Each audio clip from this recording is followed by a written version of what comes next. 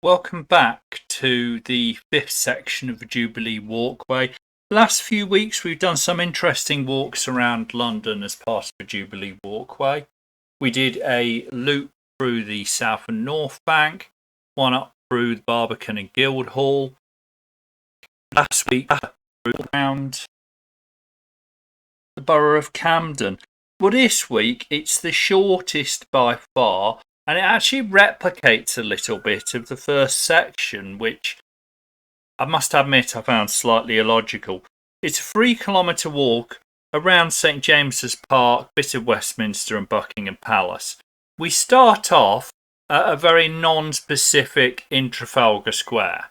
There isn't a plaque on the floor that's obvious.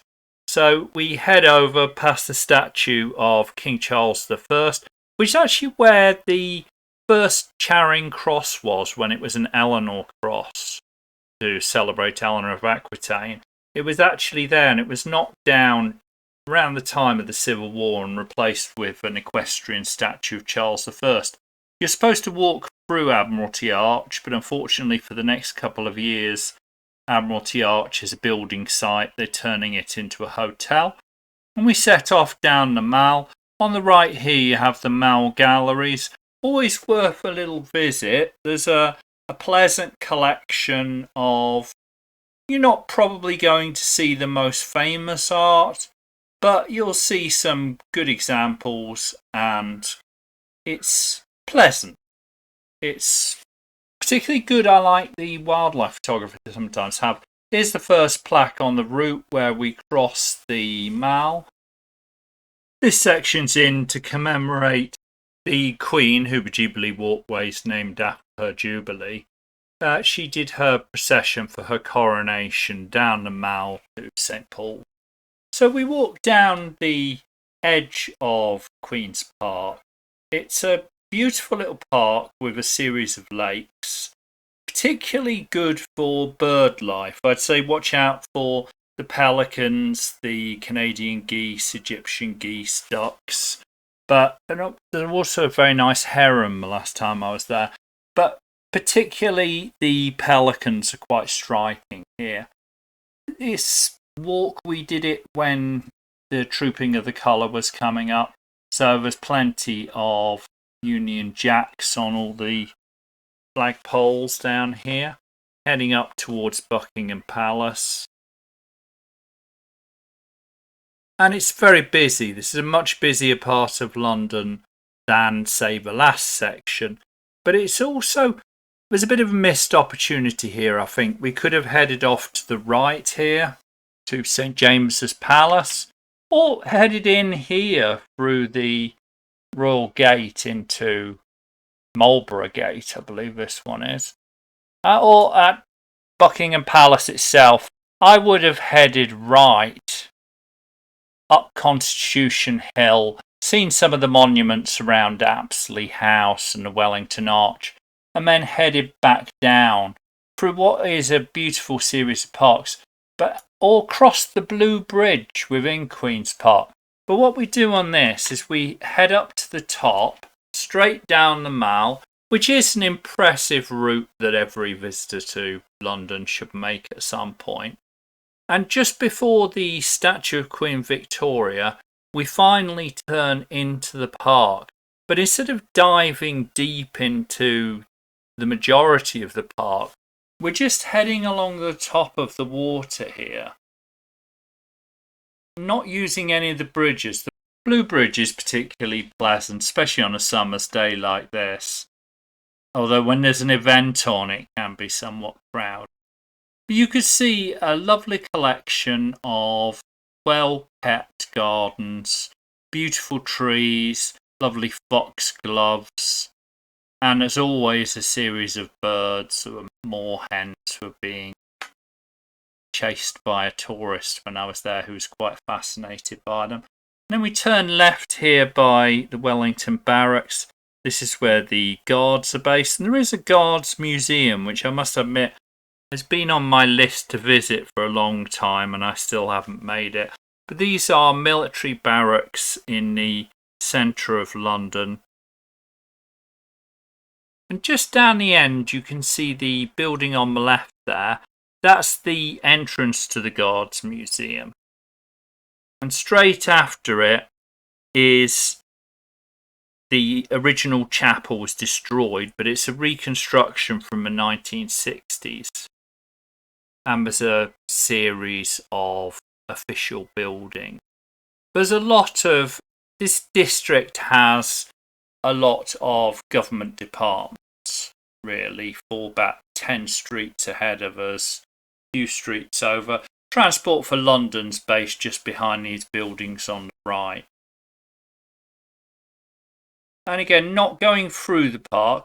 If I was to choose a route myself here, I would definitely zigzag through the park. It's a very good park, beautifully maintained, popular with tourists and workers on their lunch break, few places to have a coffee or ice cream, lovely views down the water, and also fountains and plenty to see. You're never lost for something to see there, whereas walking down the edge is a little bit dull, I think.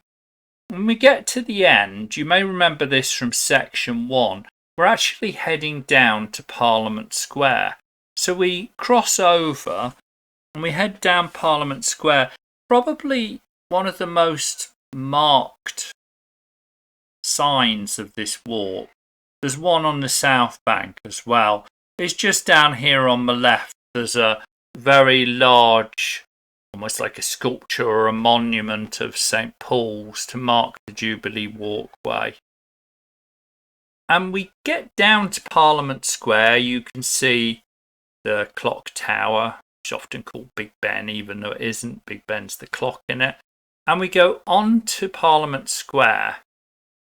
So we did this on section 1, didn't we? And then we headed off to the back of the Houses of Parliament and crossed over Lambeth Bridge by Lambeth Palace and walked down the south bank past the Millennium Footbridge.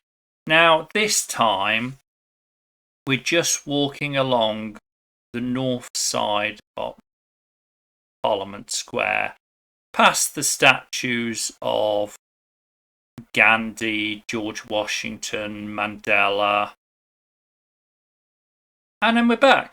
We turn back around and we go back down to the beginning. And I must admit, when I read the instructions, I expected we were going to turn to the right here and go down that street, Whitehall. But instead we walk past Lloyd George and we walk past Winston Churchill. And then the route turns around and goes back to Queen's Park. So off back down we go, past I mentioned that sculpture or monument for the Jubilee Walkway, back to the edge of Queen's Park, and then we turn right past the Inland Revenue's office here, which is this building on the end, is one of the main buildings for the Inland Revenue. And walking along here, we'll cross over to get a little bit of shade from the sunshine.